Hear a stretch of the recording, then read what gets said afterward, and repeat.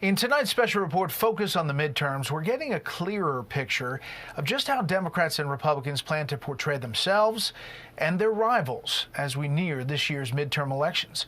Correspondent Mark Meredith is in Washington looking at both parties' political playbooks. Voters can expect to hear a lot more about January 6th between now and November. The Democratic Congressional Campaign Committee says Democrats are going to remind voters just how House Republicans have spent the last year trying to gaslight the American public and just how dangerous they'd be if they were in charge of Washington. Last time was just a test run. The progressive activist group Priorities USA is launching 2 ads in battleground states reminding voters about the attack. But Republicans say labeling them as extremists will backfire by outraging about half the country.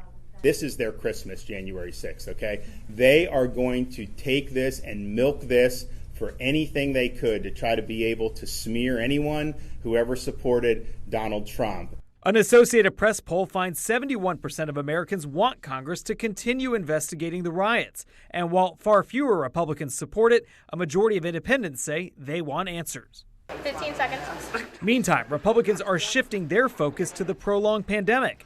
But it's a temporary shift, says conservative pollster Justin Wallin. I don't think it's a winning long-term argument. I think it's a good jab in the short term. Tactically focus on COVID now, get in a few body blows. But when it comes to the knockout, it's going to be the economy.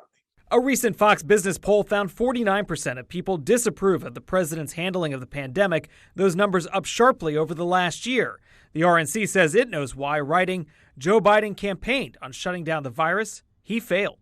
The White House insists its pandemic strategy is working. It points to increased vaccinations, but Republicans say a record surge in cases, testing shortfalls, and a stagnant economy will stick out to voters come November.